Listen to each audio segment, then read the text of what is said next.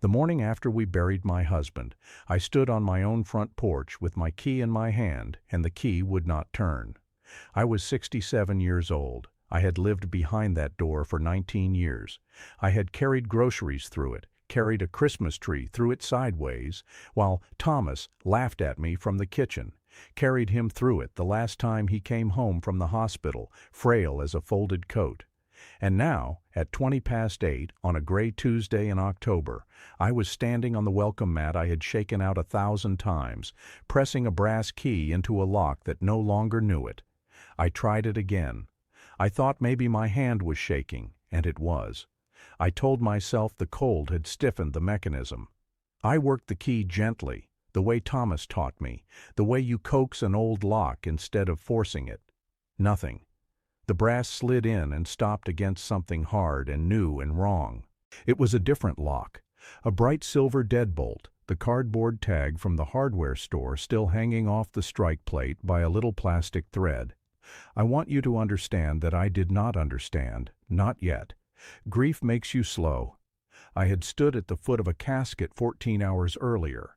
My mind was full of the smell of lilies and the weight of strangers' hands on my shoulder. So I stood there, a woman in a black coat she'd worn to a funeral, holding a key her husband had pressed into her palm the day they moved in, and I knocked on my own front door like a guest. A curtain moved in the front window, the curtain I had sewn. The door opened the width of the chain, and my stepdaughter Sharon looked out at me through the gap. 43 years old, in full makeup at 8 in the morning, a coffee mug from my kitchen in her hand. Behind her, I could hear her brother's voice, my stepson Derek, on the phone in the hallway, saying something about square footage. "Eleanor," Sharon said, and her voice was patient, the way you're patient with a confused animal. "We didn't expect you this early." "Sharon," I said, "my key isn't working." "No," she said, "it wouldn't." That was all. It wouldn't. 2 words, said softly, almost kindly, and I felt the bottom of the world tilt very slightly under my feet. Here is what I had in my hand at that moment, and I want you to remember it, because it is the only thing in this whole story that never changed. A brass house key, worn smooth at the bow, on a cracked leather fob the color of a chestnut. Thomas had carried that fob for 40 years before he gave the key to me. The day we closed on the house, he'd folded my fingers around it in the empty front hall and said, "This is yours now, Nora. Whatever happens, this house is yours."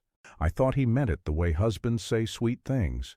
I would not understand what he actually meant, what he had quietly, carefully made true years before I ever knew, until everything I am about to tell you had already happened. But Sharon and Derek didn't know about the key, or the box it really opened, or the 19-year-old piece of paper sitting in a registry office 4 miles from where I stood. They thought they had inherited a house. They thought I was a problem they could solve with a locksmith and a kind voice. They had no idea they had just made the most expensive mistake of their lives. If you have ever stood somewhere you belonged and been treated like you didn't, if you have ever been told to be grateful for what was already yours, then stay with me and subscribe, because what that little brass key finally opened is going to be worth the wait.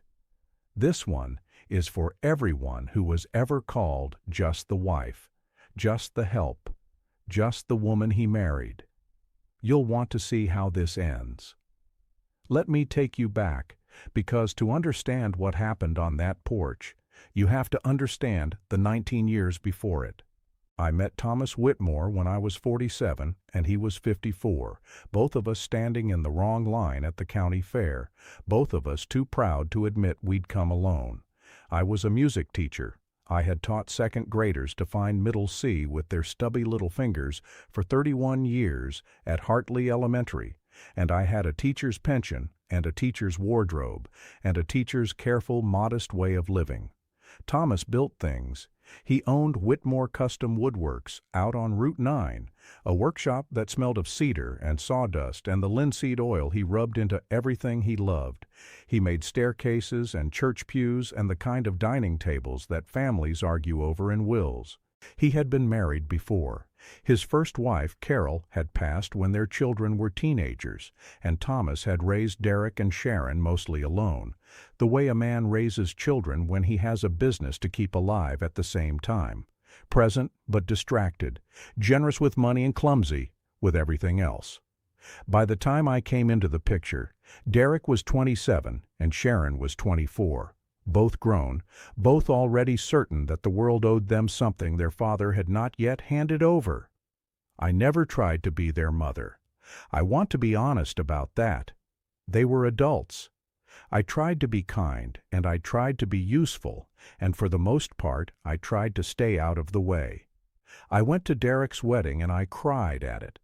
I held Sharon's first baby and rocked him in the chair Thomas built. I learned which one of them took cream and which one took their coffee black, and I never once forgot. It was never enough, and it was never the point. From the beginning, I was the second wife. I was the woman who came after their mother, and in their arithmetic that made me a subtraction. Every kindness I offered was something to be suspicious of. Every dollar Thomas spent on me was, in their minds, a dollar stolen out of their future. I learned to hear it in the small things.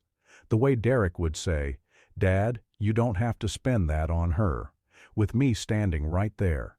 The way Sharon would walk into my kitchen and rearrange my cabinets and say, "Mom always kept the glasses here," correcting me in my own home, reminding me whose house it really was.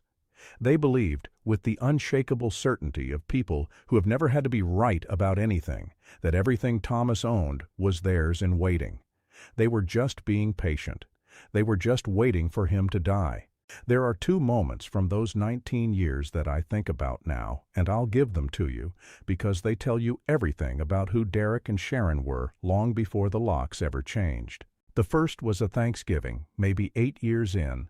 I'd spent 2 days cooking. The bird, the pies, Thomas's mother's stuffing recipe that I'd learned to make exactly the way he liked.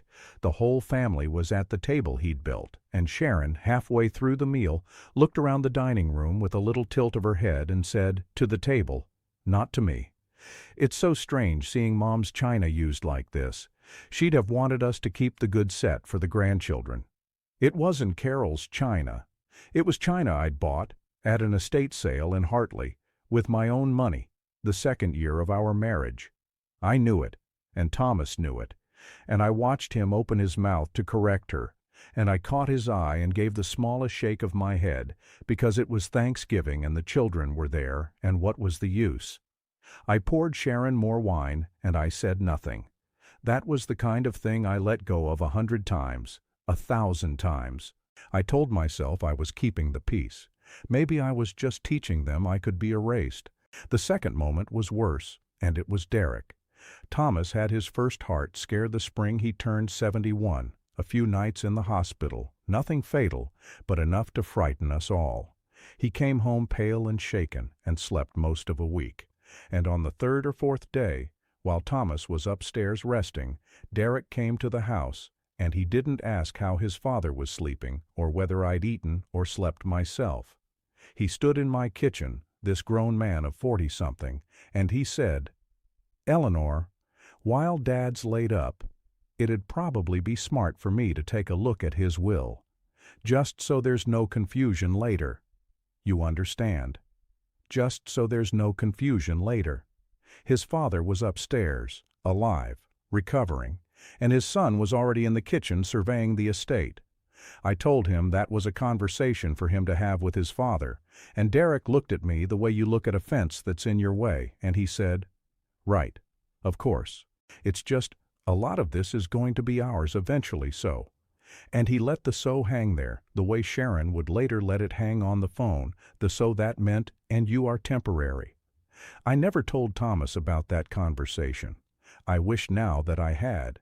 But I think, somewhere, he already knew exactly who his children were when they thought no one was watching. And the house.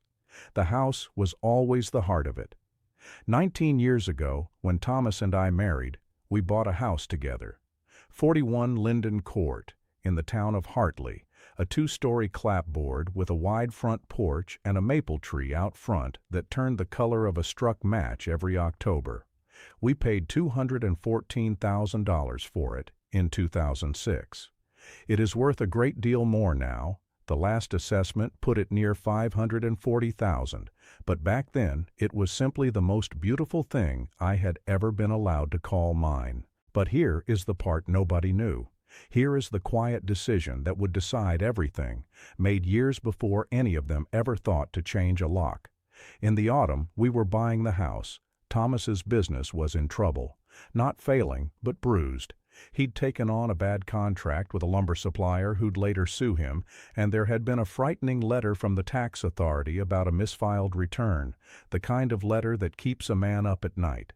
Thomas went to see a lawyer named Harold Beck, an old, careful man with a desk full of yellow legal pads, and Harold told him something I didn't fully appreciate at the time. "If your business gets sued, Thomas," Harold said, "and the house is in your name, they can come for the house.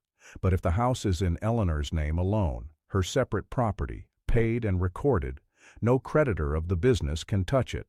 It's hers. It's outside the reach of all of it." So that is what they did. When we closed on 41 Linden Court, the deed was made out to one name only, not Thomas and Eleanor Whitmore, not the Whitmore Family Trust, just Eleanor Whitmore, a married woman, as her sole and separate property. It was recorded at the Hartley County Registry of Deeds on the 3rd of November 2006, Book 4471, page 188. I signed the papers, and I didn't think hard about why. Thomas handled the legal things. I trusted him the way you trust a man who builds staircases that hold. And then it simply became the truth of our lives. So ordinary I forgot it was unusual. For 19 years, I paid the property taxes on that house out of my own account. My teacher's pension check, deposited on the 1st of every month, and $4,200 a year going out to Hartley County like clockwork. I paid them. Not Thomas. Me. There is a paper trail 19 years long, and every single line of it has my name on it. The lawsuit fizzled, the tax letter resolved. The reason for the arrangement evaporated, and Thomas and I never bothered to change it, because why would you fix a thing that isn't broken? The house was mine on paper. In every way that mattered to us, it was ours. We never spoke of it again. Derek and Sharon never knew. Why would they? You don't sit your adult stepchildren down and explain the chain of title on your home. They saw their father in that house for 19 years, fixing the porch rail, planting the maples replacement when lightning took the first one, hosting Thanksgiving at the table he'd built. They assumed, the way you assume the sun is up, that it was his house, and that one day it would be theirs. There was only one moment, near the end, when I think Thomas tried to make sure the truth wouldn't get lost. He'd had the first stroke by then. He was slower, softer, more frightened than I'd ever seen him. One evening he had me bring him the small steel box from the back of his workshop closet, a gray fireproof lock box dented on one corner that he'd kept for as long as I'd known him. He didn't open it in front of me. He just held it on his lap and looked at it. "You still have the key I gave you?" he asked. "The brass one, the fob." "Of course," I said. "I wore it on my own ring, always." "Good," he said. "Keep it close, Nora. That key's the only one that matters." I thought he meant the house key was sentimental. I thought he was being a sweet old man getting sentimental at the end. I kissed his forehead and put the box back in the closet and didn't think about it again. I should tell you what those last months were actually like, because it matters to what came after. After the second stroke, Thomas needed care. Real care, the unglamorous kind. There were medications to manage and a chart on the refrigerator, and nights when he was frightened and didn't know quite where he was, and I learned to do all of it. I learned to help a grown man I loved to the bathroom without taking his dignity. I learned to crush pills into applesauce and to read the small signs in his face that meant a bad day was coming. I slept in a chair beside his bed for the better part of 3 months because he didn't like to wake alone. I did it gladly. I would do it again tomorrow. In all that time, Derek visited 4 times. I counted, not out of bitterness, but because grief makes you count things. 4 times, each visit under an hour, mostly spent on his phone in the kitchen. Sharon came more often, but she came to be seen coming. She'd post a photograph of herself holding her father's hand and write something about treasuring every moment, and then she'd be gone before the moment needed anything from her, before there was a pill to crush or a sheet to change. The treasuring was for an audience. The work was for me. I'm not telling you this to make myself a saint. I'm telling you because when those same 2 people stood on a porch and called me a widow situation and not an issue, they were talking about the woman who'd held their father's hand through the night while they slept in their own beds across town. They had decided I was nothing. They had simply never once looked closely enough to notice what I actually was. He died 11 days later on a Sunday morning with the maple at its reddest outside the window. He was 74. We had been married 19 years, 4 months, and 9 days, and in all that time he never once made me feel like a guest in my own life. The funeral was on a Monday. Derek and Sharon stood in the front pew and accepted condolences like minor royalty, and I stood beside them in my black coat, and several of Thomas's old friends squeezed my hand and said the kind, useless things people say. I went home that night, to 41 Linden Court, to the bed I'd shared with him, and I slept the dead, flat sleep of the truly exhausted. I did not know that while I slept, my stepchildren were already on the phone with a locksmith. The next morning was the porch, the chain on the door, Sharon's 2 soft words. It wouldn't. I stood there in the cold, and I said, very quietly, "Sharon, please let me in. My things are in there." And she said, "We've actually been talking about that. Derek and I think it's best if we handle the house now. It's a lot for you. We boxed up your personal items. They're around the side by the garage. We didn't want anything to get, lost." Around the side, by the garage, in the gray morning light, were 11 cardboard boxes and 2 black garbage bags sitting on the wet grass. My clothes, my sheet music, 31 years of it, the chair Thomas built me, my mother's photographs, a garbage bag with the corner already gone soft and dark where the dew had gotten in. They had packed up my life and set it outside in the rain. I am going to tell you what I did, and I need you to believe me, because it is the truest thing in this story. I did not scream. I did not pound on the door. I did not give them the scene I'm sure some part of them was braced for, even hoping for, because a hysterical old woman is so easy to dismiss.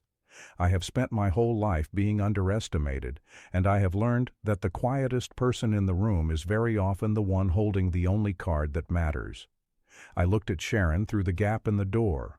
I looked at the bright new deadbolt, and I said, "All right." Just that. All right. Her face did something complicated, relief, and under it, a flicker of disappointment that I'd folded so easily. "It's really for the best, Eleanor," she said. "We'll be in touch about the timeline." "The timeline," I repeated, "for you to collect everything. End of the month should be plenty. End of the month. To collect my belongings from a house I'd be removed from. To vacate, in other words. I was being evicted from 41 Linden Court the morning after I buried the man I bought it with. I said, "All right," one more time, and I picked up the box with my mother's photographs in it, because if nothing else I would not leave those in the wet, and I carried it to my car, and I drove away while my stepchildren watched me go from behind glass I had washed by hand for 19 years. I want you to sit in that with me for a moment, the way I had to sit in it.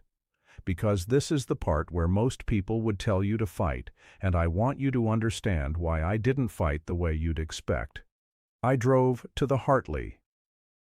public library of all places, because I needed somewhere warm and free and quiet, and I sat in the parking lot with my hands on the wheel and the box of photographs on the seat beside me, and I let myself shake for exactly 10 minutes. Then I stopped. I thought about the box, the gray steel box in the workshop closet. Keep the key close, Nora. That's the only one that matters. And I thought about Harold Beck's careful voice from 19 years ago, a thing I hadn't let myself remember in a very long time. It's hers. It's outside the reach of all of it.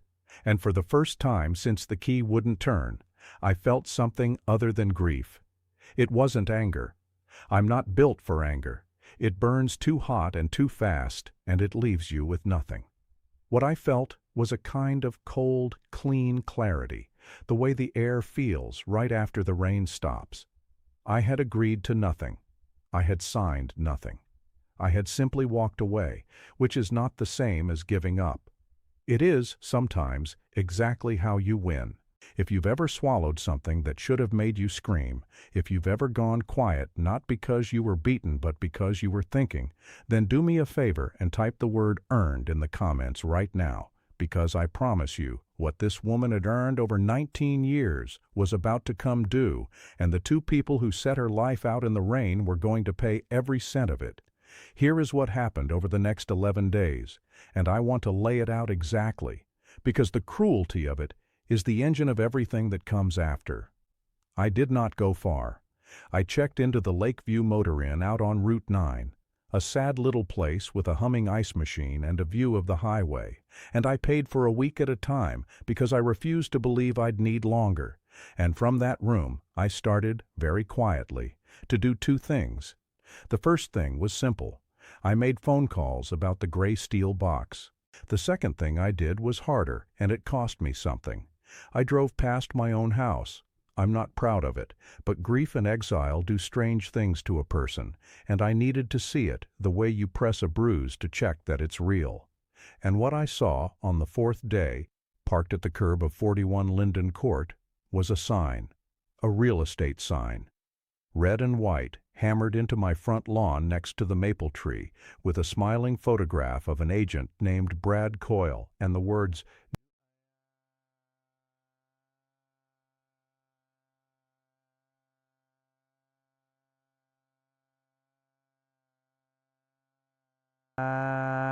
top in a cheerful banner. They were selling my house 5 days after the funeral. They hadn't even waited for the timeline they'd given me.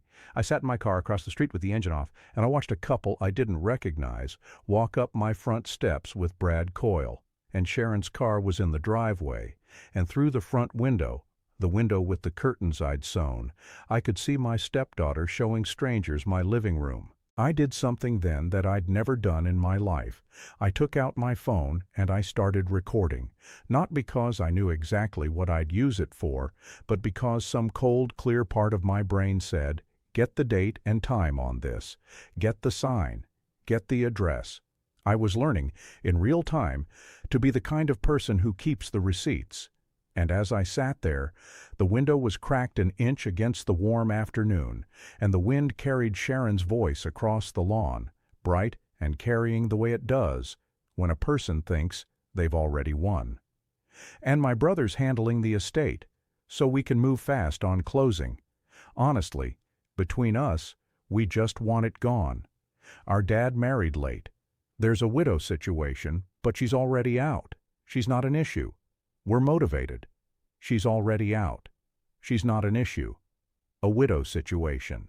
The couple laughed at something, and Sharon laughed with them, and Brad Coyle laughed too, and the three of them stood in my living room laughing, and I sat across the street and felt the cold clarity settle over me like a coat I would wear from then on.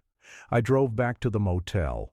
I called the number on the sign, and in my most pleasant retired school teacher voice, I asked Brad Coyle's office a few simple questions, the kind a curious neighbor might ask. When were they listing? How fast were they hoping to close? Was there already interest? Brad Coyle's assistant, a chatty young woman, told me cheerfully that there was a strong offer in already, that the sellers were eager, that they were hoping to close inside of 3 weeks. A cash buyer. $25,000 in earnest money already in escrow. They were motivated. $25,000 of someone else's money was sitting in an account, promised against the sale of a house that belonged to me. I thanked her and hung up, and I sat on the edge of that sagging motel bed for a long time. That was the lowest night, I think. Not the porch. The porch had happened too fast for me to feel it. That night in the Lakeview Motor Inn, with the ice machine humming through the wall and the headlights sliding across the ceiling, was when it caught up to me, all at once. I was 67 years old. I had buried my husband 6 days earlier. My clothes were in cardboard boxes in the trunk of my car, the ones that hadn't been ruined, and I was paying $49 a night to sleep 3 miles from a house with my own curtains in the windows. I lay on top of the covers in my coat, and I thought for about an hour that maybe they were right. Maybe I was a widow situation. Maybe the easiest thing, the dignified thing, was to disappear quietly and let them have it. I called Ruth at 11 o'clock at night, which I never do, and she answered on the second ring the way old friends do. I told her everything in a rush: the locks, the boxes in the rain, the sign on the lawn, the buyers, the laughing in my living room. And Ruth, who has known me since we were both 23 and teaching in the same hallway, listened to all of it and then said, in her dry, flat way, "Eleanor, let me ask you one thing. Whose name is on that house?" "Mine," I said. "But Ruth, the will—" "I didn't ask about the will. I asked whose name is on the house." "Mine." "Then stop crying in a motel and go see a lawyer in the morning," she said. "You don't have a tragedy, sweetheart. You have a deed. There's a difference, and they don't know it yet, and that is the best possible place for you to be standing." She paused. "And Eleanor, I saw those boxes on your lawn. Half the street did. Marjorie Pell took pictures from her porch because she thought it was a crime in progress, and the woman wasn't wrong. You're not the only one who knows what they did. Don't you dare let them tell the story alone." I slept that night. I don't know that I'd have made it to Diane Okafor's office without that phone call. Sometimes the most important thing a person does for you is refuse to agree that you're finished. But the next morning, before I went to the lawyer, one more thing happened that turned my grief into something with an edge to it. I was drinking bad motel coffee and scrolling on my phone, and I saw a listing, not the house, but on the local online marketplace, the one where people in Hartley sell their lawnmowers and their used furniture. The seller's name was Derek's wife, Bridget, and what she was selling, in a photograph taken in a workshop I recognized down to the knot in the floorboard, were Thomas's tools. His tools. His chisels. The good Japanese ones he'd saved for 2 years to buy. His planes. The lathe he'd taught himself on in 1981. All of it, photographed and priced and posted for sale, before the man was a week in the ground, by people who had decided that everything he ever touched was theirs to liquidate. The listing said, "Estate sale. Everything must go. Motivated." There was that word again. Motivated. I looked at the photograph of my husband's chisels laid out on his own workbench with little price stickers on them, and the last of the fear went out of me, and what was left was very quiet and very steady and very clear. These were not grieving children. Grief does not photograph a dead man's tools and price them by the weekend. These were people in a hurry to convert a life into cash, and the only thing standing between them and that cash was a piece of paper they didn't know existed. I finished my coffee. I drove to see Diane Okafor. Now, you need to understand what I understood in that moment, and what I didn't yet. I understood that Derek and Sharon had read their father's will. I'd seen a copy myself, years before. Thomas had been transparent about it. The will was real, and it was clear. It left the bulk of his estate, including the family home and all real property, to his 2 children, Derek and Sharon Whitmore, in equal shares. To me, it left a modest sum and my personal effects of a sentimental nature. Thomas had drafted it in 2014 with a different lawyer, a younger one, and I truly believe, that in his grief over his own mortality, he had simply forgotten what he and Harold Beck had quietly arranged 8 years earlier. Or he assumed I'd be protected and never thought it through. Men like Thomas build the safeguard, and then forget they built it. So Derek and Sharon were not, in their own minds, thieves. They genuinely believed the house was theirs. The will said the family home went to them. Their father was dead. They were the heirs. From where they stood, I was a sentimental footnote with no claim and no leverage, a woman to be relocated with a locksmith and a deadline. There was just one thing the will could not do, and it is the thing that takes most people a lifetime to learn, and it is this: you cannot leave to your children a thing you do not own. Thomas's will left them the family home. But Thomas did not own the family home. He never had. Not for one single day in 19 years. The deed recorded on the 3rd of November, 2006, in Book 4471, page 188 of the Hartley County Registry of Deeds, said one name and one name only, and it was not his. It was mine, and the gray steel box in his workshop closet. The box only my brass key would open, held the proof. The trouble was, I no longer had access to the closet because my stepchildren had changed the locks. The proof I needed was sitting inside the very house they'd locked me out of. So I did the thing I should have trusted from the start. I went to see a lawyer. Her name was Diane Okafor. She had a small, neat office above a bakery on Main Street, and she'd been recommended by the one friend I'd told the whole story to, my old colleague from the school, Ruth, who'd squeezed my hand at the funeral. Diane was maybe 50, with reading glasses pushed up into her hair and a way of listening that made you feel for the first time in days like a competent adult instead of a problem.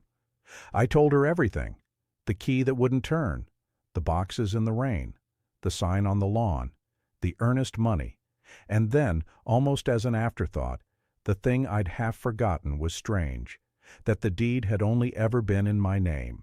Diane had been writing on a yellow legal pad, nodding along, sympathetic. When I said that last part, her pen stopped. "Say that again," she said. "The house. When we bought it, Thomas's old lawyer put it in my name only. Something about protecting it from his business. It's just always been that way. I pay the taxes." Diane took off her reading glasses. She looked at me for a moment, and then she said the thing I will remember for the rest of my life. "Eleanor," she said slowly, "the will is irrelevant." "What do you mean?" "I mean it doesn't matter what Thomas's will says about the house, because the house was never part of Thomas's estate. You can't inherit what the deceased didn't own. If that deed is in your name as separate property, and we are going to confirm every comma of it this afternoon, then that house has belonged to you, and only to you, for 19 years. Your stepchildren didn't inherit it. They never had a thing to inherit. They've changed the locks on a house that is 100% legally yours." I sat very still. "And the for sale sign." Diane put her glasses back on, and there was something different in her face now, something hard and bright, and, I'll be honest, a little gleeful. "The for sale sign," she said, "is the part where they stop being grieving children and start being a serious legal problem for themselves. Eleanor, your stepson has listed for sale and accepted earnest money on a piece of real estate he does not own and has no authority to sell. Do you understand what that is? Tell me." "That," she said, "is the kind of thing that does not just get unwound. That gets answered for." We drove to the Registry of Deeds that same afternoon. I want to describe this to you because it was the moment the ground stopped tilting and turned solid under me again. The Hartley County Registry of Deeds is a cool, quiet room that smells of old paper and floor wax, with long microfilm readers and a counter staffed by a patient clerk named Marcus. Diane asked for book 4471, and Marcus brought up the image, and there it was on the screen, glowing in black and white, 19 years old.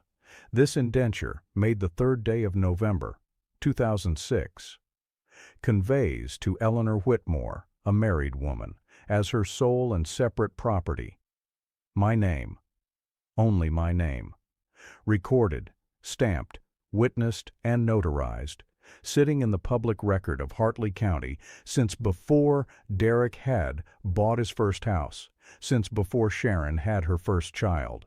It had been sitting there in plain sight the entire time, for anyone who cared to look, and no one ever had, because they were all so certain they already knew the answer. Diane had Marcus print 3 certified copies. She held them like a winning hand of cards. "All right," she said, "now let's go get your house back. If you have ever held the truth in your hands and watched it be bigger and quieter and more powerful than all the noise that was made against you, if you believe, like I do, that a house is more than walls, that it's every year of your life you spent making it a home, then type the word home in the comments now, because what happened next is the reason I'm able to tell you this story at all." Diane moved fast, and she moved precisely, and she explained every step to me so I always knew exactly where we stood. This is the part I think you've been waiting for. So let me walk you through it the way she walked me through it, because the satisfaction is in understanding exactly how the deserving win. The first thing Diane did was send 3 letters by certified mail and courier on the same afternoon, all with my certified copy of the deed attached. The first letter went to Derek and Sharon, jointly. It was short and devastatingly polite. It informed them that 41 Linden Court was, and had been for 19 years, the sole and separate property of Eleanor Whitmore, that the late Thomas Whitmore had never held title and so could not devise it, that they were therefore occupying the property, and had changed the locks on the property, without any legal right whatsoever, and that their unauthorized entry and the changing of the locks constituted an unlawful self-help eviction of the lawful owner, which is a serious matter under state law and carries statutory damages. It gave them 72 hours to vacate, restore access, and return every item they had removed. The second letter went to Brad Coyle and his brokerage.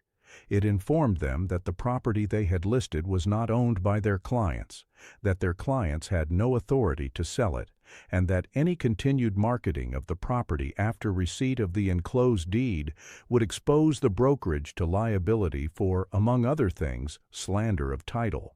It strongly suggested they remove the sign from my lawn that day.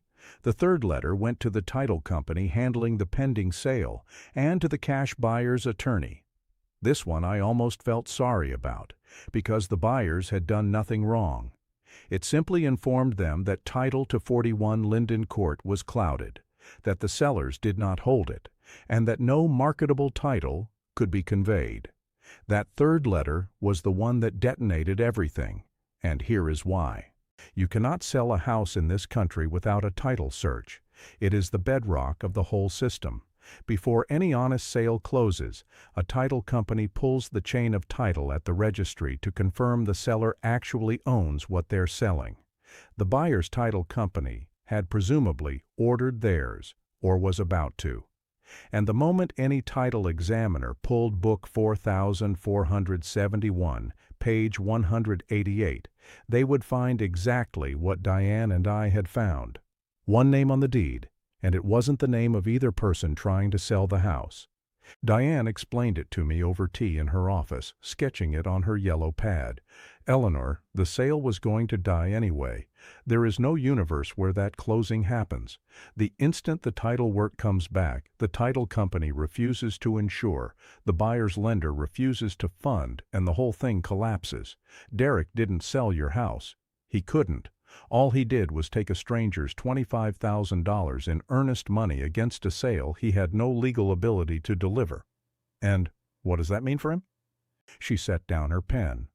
"It means," she said, "that when this falls apart, and it is going to fall apart this week, those buyers are going to want their $25,000 back, plus whatever they spent on inspection and appraisal and their lawyer. And they're going to be furious because they made offers on other houses and lost them, all to chase one that was never for sale. People who feel cheated out of $25,000 do not go quietly. Your stepchildren reached for money that wasn't theirs, and now they're going to have to answer to the people they reached past to get it. I thought about Sharon's bright voice through the cracked window. We just want it gone. We're motivated. I thought about the boxes in the rain. Diane, I said, I don't want to destroy them. She looked at me for a long moment. I know, she said, and that's exactly why you're going to win clean. You're not going to do a single thing to them, Eleanor. You're just going to tell the truth, hold up a piece of paper, and let the things they already did come home to them. That's not revenge. That's just gravity. There was one more piece, and Diane walked me through it the same careful way. The locks themselves, the silver deadbolt, the boxes in the rain, were not just an indignity. They were their own violation, separate from the will, separate from the sale. What they did on that porch, Diane said, has a name. When the lawful owner of a home is shut out by changing the locks and removing her belongings without a court order, that's an unlawful self-help eviction. The law takes it seriously, because the whole point of having courts is that people don't get to do this to each other in driveways. There are statutory damages for it. And here's the thing, Eleanor. It doesn't matter that they believe they own the house. Good faith isn't a defense to locking out the actual owner. They were wrong, and being sincerely wrong is still wrong. Could I prove it, though? It's their word against mine about what happened on that porch. Diane smiled and slid a folder across the desk. Ruth, bless her, had already done some of my work for me. Inside were photographs Marjorie Pell had taken from her front porch the morning of the lockout. Date-stamped, time-stamped, 11 cardboard boxes and 2 garbage bags on the wet grass, in clear focus, the house number on the porch post plainly visible. Marjorie was 79 years old, and she'd photographed the whole thing because, in her words to Diane on the phone, it looked like somebody was being robbed, and it turned out somebody was. There was the video I'd taken from across the street with the for sale sign and the strangers on my steps. There were my 19 years of tax receipts. There was a recorded deed certified by the county. It wasn't their word against mine at all. It was their word against the public record, against a date-stamped photograph, against a deed, against a neighbor with sharp eyes and a steady hand. I had spent my whole life as the kind of woman people don't bother to corroborate. It turned out the whole street had been watching, and the whole street had known exactly what it was seeing. "You're not the underestimated one anymore, Eleanor," Diane said, closing the folder. "You're just the one who kept the receipts." The 72 hours, as it turned out, did not run quietly. Derek called Diane's office in a fury within an hour of receiving the letter. I wasn't there, but Diane told me about it with the flat amusement of a woman who has heard 100 such calls. He shouted about the will. He shouted that the house was the family home, that his father had lived there for 19 years, that everyone knew it was theirs, that this was some kind of fraud, that I'd manipulated his dying father into hiding the deed. Diane let him finish. Then she asked him one question. "Mr. Whitmore," she said, "have you read the recorded deed I sent you? It's a public document. It's been in the registry since 2006. Your father didn't hide anything. He recorded it openly the year you were 27. Whose name is on it?" There was, as she told me, a very long silence on the line. "Whose name, Mr. Whitmore?" He hung up. Sharon's response was different. Sharon did not call the lawyer. Sharon called me, directly, on my cell phone, the evening of the second day, and her voice was nothing like the patient, gentle voice from the porch. It was tight and high and frightened, and underneath the fright, still, that thread of entitlement that I don't think she could have let go of if her life depended on it. "Eleanor, what are you doing? Do you understand what you're doing to us? Derek has buyers.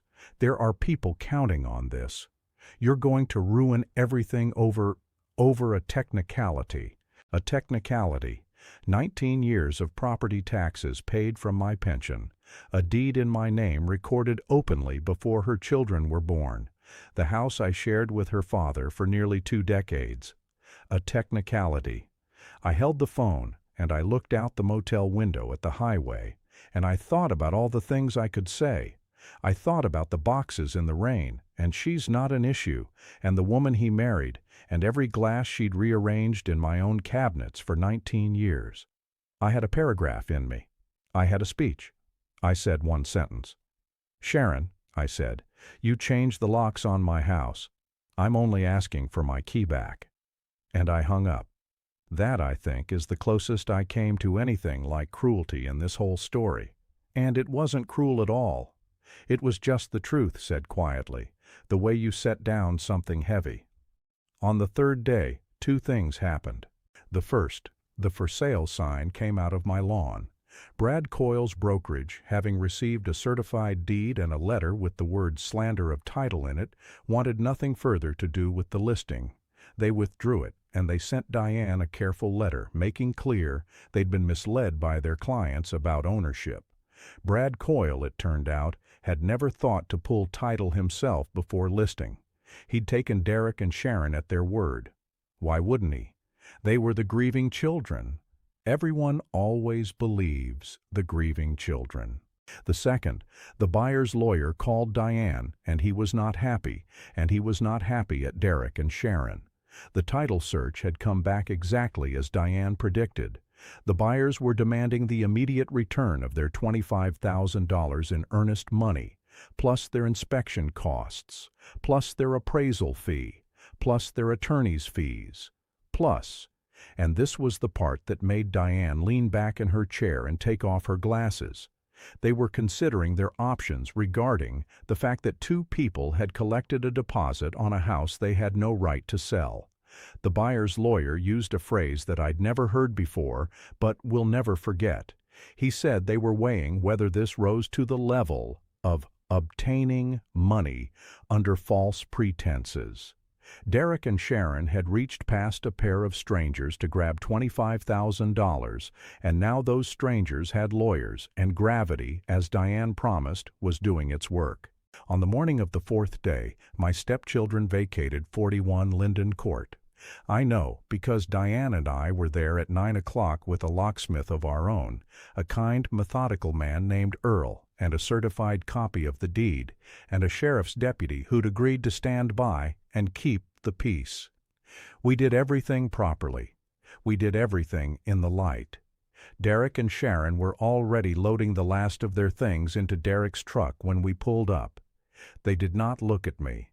Sharon's eyes were red, and her makeup was gone, and for 1 second, 1 single second, I felt the old reflex to comfort her, to smooth it over, to be useful, and I let the second pass. Derek slammed the tailgate and stood in the driveway with his arms crossed, glaring at the deputy, and then at Diane, and then, finally, at me. "This was our father's house," he said. His voice cracked on it, and the terrible thing, the thing that made it so hard, was that I think in some way he believed it. I think he'd believed it his whole life. "No, Derek," I said. "It was your father's home. It was always my house. He knew the difference. He hoped you would, too." He didn't have anything to say to that. They got in the truck and they drove away, and I never saw either of them set foot on Linden Court again. Earl the locksmith walked up to my front door. The bright silver deadbolt Derek and Sharon had installed was still there, the hardware store tag long gone. Earl reached for his drill, and I stopped him. "Can you do something for me?" I asked. I took out my ring and worked the worn brass key off it, the key on the cracked leather fob, the one Thomas had pressed into my palm in the empty front hall 19 years ago. "This is yours now, Nora. Whatever happens. Can you make the lock fit this key?" My key. The old one. Earl turned the little brass key over in his rough hands and smiled. "Repin it to your key," he said. "Sure I can. Won't take but 20 minutes." So that's what he did. He took apart the stranger's lock my stepchildren had installed to keep me out, and he rebuilt it pin by pin to answer to the one key that had been mine all along. And then I stood on my own front porch for the second time in 2 weeks, and I put my brass key into the lock. This time it turned. But the house was not the end of it, and I want to tell you the rest, because the truth I promised you was in a box, and I hadn't opened it yet. The gray steel fireproof box was exactly where Thomas had left it, in the back of his workshop closet, dented on the corner, patient in the dark. I carried it to the kitchen table, the table he'd built, the table Derek and Sharon had assumed they'd inherit, and I set it down, and I fit my brass key into the little lock on the front. It opened on the first turn. Inside was the original recorded deed, the real one, with the registry's red stamp. Inside was a folder of 19 years of property tax receipts, every one in my name, the way Thomas had quietly saved them, as if he'd always known they'd matter someday. And underneath all of it, in a plain white envelope with my name on the front in his careful carpenter's hand, Nora, was a letter. He'd written it 11 days before he died, the day he'd had me bring him the box, the day he'd said, "That key's the only one that matters." I won't read you all of it. Some of it is only mine. But I'll tell you what it said, because it's the reason I could do everything I just told you with a steady hand. He wrote that he knew his children. He wrote that he loved them, and that loving them had never once required pretending they were kind. He wrote that he had seen, for 19 years, how they treated me when they thought he wasn't watching, and that he'd been a coward about it, and he was sorry. He wrote that he'd put the house in my name in 2006 to protect it from his creditors, and that he'd left it there all these years, because somewhere along the way he'd realized it would one day need to protect it from something else. And then he wrote the part I keep folded in my wallet to this day. "They'll come for the house, Nora. They'll be sure it's theirs. Let them be sure. Let them do whatever they're going to do. And when they're done, you take this box to a good lawyer, and you let the truth do the rest. You don't have to fight them. You never did. You just have to outlast them. And you're the strongest person I ever met. The house is yours. It always was.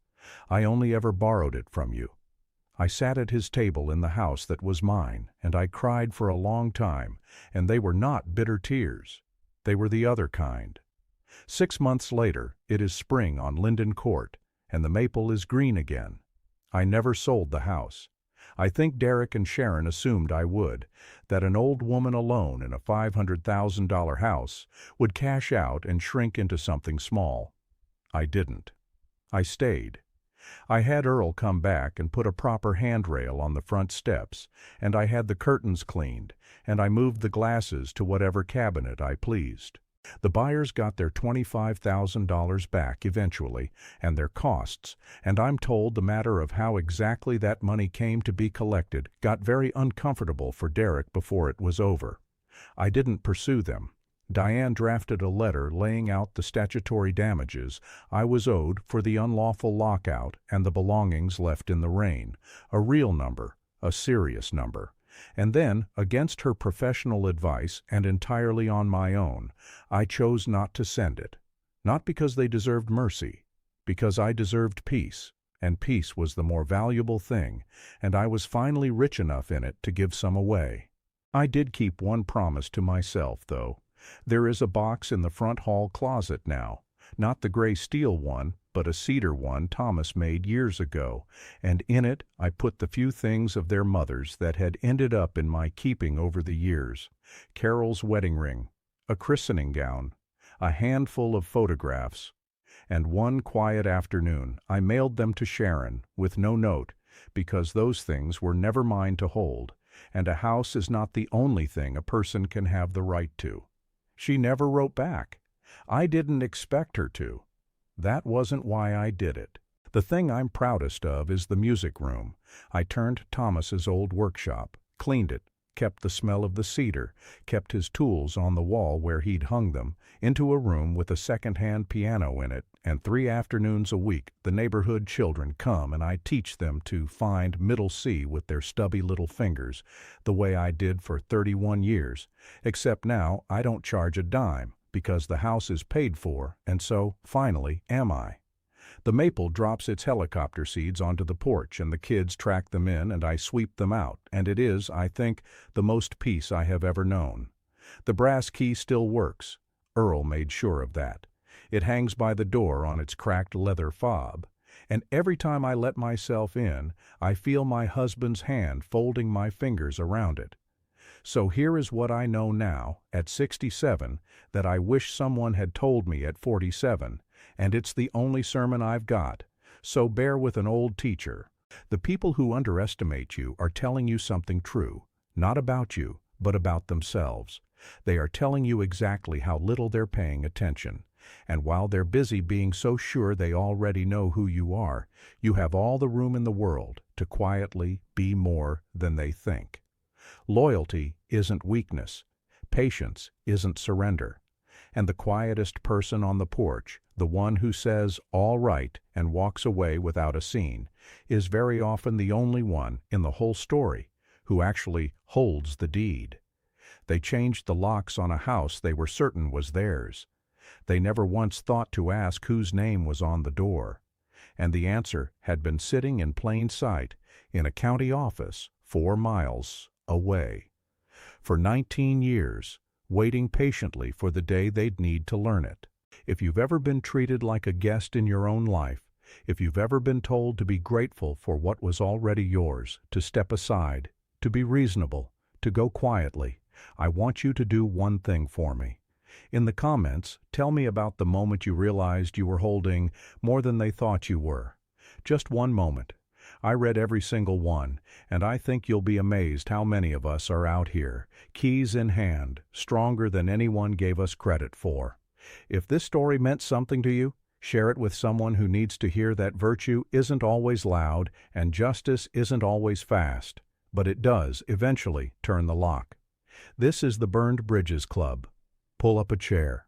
The door's open, and this time, it's the right key.